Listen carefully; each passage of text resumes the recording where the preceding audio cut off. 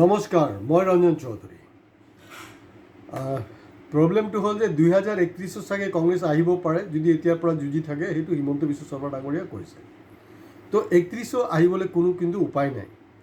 এইটো মই এতিয়া যোনটো আপোনালোকক নহয়, এইটো গৌৰৱ গগৈৰ কাৰণেহে কৰি আছোঁ। কাৰণ গগৈ ডাঙৰীয়া আপুনি কিন্তু অসমীয়াটো ভালকৈ ক'ব নোৱাৰে, হিন্দীত কৈ দিয়ে বাৰু। এইকাৰণ এই মতা মাছ মাইকী মাছৰ সেই ট্ৰেণ্ডটো অলপ আপোনাৰ কথাত ক'ৰবাত না ক'ৰবাত জানি অলপ লাগি ধৰে এতিয়াও। সেইটো অলপ শুধৰণি কৰি লওক। আৰু আপোনাৰ যে দুজন ল'ৰা ছোৱালী আছে, তেওঁলোকে কিন্তু ভাষাটোতো মই শুনা নাই, কিন্তু হিন্দী কিন্তু তেনেকৈ ক'ব নোৱাৰিব। হিমন্ত বিশ্ব শৰ্মা ডাঙৰীয়াৰ ল'ৰাই শপত গ্ৰহণ অনুষ্ঠানত যি ধৰণে হিন্দীত কথা পাতিছে নহয়, জোচ, একদম বঢ়িয়া হিন্দী। মানে মোদীতকৈও বঢ়িয়া, অমিত শ্বাহতকৈও বঢ়িয়া, আপোনাতকৈতো বঢ়িয়াই।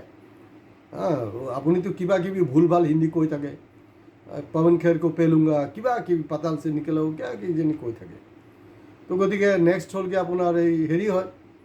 আৰু এটা দেখিলোঁ, মানে সঁচাকৈ মই হিমন্ত বিশ্ব শৰ্মাৰ ল'ৰাক মানে হিন্দী শুনি মানে একদম আপ্লুত, মই একদম দিল খুচ, পইচা উচুল। এতিয়া তেওঁৰ তাৰপিছত মই ছ'চিয়েল মিডিয়াত তেওঁৰ ছোৱালীৰ ইংলিছটো শুনিছোঁ। ৱাহ, কোনোবাই কৈছে তেওঁৰ ড্ৰেছ লৈ কিবা কিবি কৈ আছিলে, মাজত দেখিছোঁ মই ফেচবুকত। এই যে জ্ঞানী মানুহকেইটাই, তেওঁ বাপৰে বাপ মানে ইংলিছত যেনেকুৱা কৈছে নহয়। গৌৰৱ গগৈ ডাঙৰীয়া, আপোনাৰ পত্নী ব্ৰিটেইনৰ হয়, ইংলিছৰ দেশৰ হয়, কিন্তু মই দেখিছোঁ যে তাইতকৈও মানে আপোনাৰ পত্নীতকৈও মানে কিন্তু বঢ়িয়া ইংলিছত কৈ আছে। গতিকে তেওঁ অকল জালুকবাৰী নহয়, তাৰমানে 2031তো তেওঁলোকে দুইজনে এলিজিবল হৈ যাব।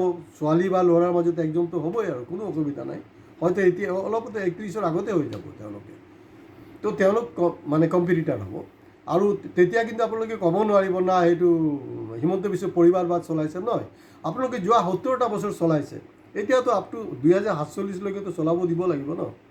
তো গতিকে এটা কাম কৰক যে হিমন্ত বিশ্বৰ ল'ৰা আৰু ছোৱালীয়ে ক'ৰ পৰা ইংলিছ আৰু ক'ৰ পৰা হিন্দী শিকিলে, তাত যদি আপোনাৰ ল'ৰা ছোৱালীক দি দিয়ে, এতিয়াৰ পৰা ট্ৰেইণ্ড হ'ব। হয়তো 31 নহয়, তাৰ পিছত বা 47 বা তাৰ আগে আগে হয়তো আপুনি যোনটো কাম কৰিব নোৱাৰিলে সেইটো কৰিলে তেওঁলোকে কৰি দিব। তো গতিকে হিমন্ত বিশ্ব শৰ্মা এনেকুৱাকৈ আগবাঢ়িছে যাতে আপুনি কোনো পধ্যেই, আপুনিতো নহয়, কাৰণ তেওঁৰ মানে লাষ্ট হেৰিটোৱে আছিল তৰুণ গগৈ।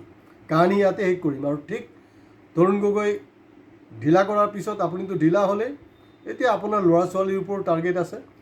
গতিকে মই ধন্যবাদ জনাইছোঁ হিমন্ত বিশ্ব শৰ্মা ডাঙৰীয়াক। আৰু নিশ্চিতভাৱে নিৰ্ণীকৰণৰ নিশ্চয় ইয়াতে অৰিহণা আছে, কাৰণ ল'ৰা ছোৱালীক শিক্ষা দীক্ষাক সুশিক্ষিত কৰি তোলাটো এইটো মহিলাসকলৰ এটা বিৰাট ডাঙৰ মানে ভূমিকা থাকে। মই ভাল পাইছোঁ দেই। নমস্কাৰ। ভিডিঅ' শ্বেয়াৰ কৰিব, লাইক কমেণ্টছৰ লগত প্লিজ ছাবস্ক্ৰাইব কৰিব।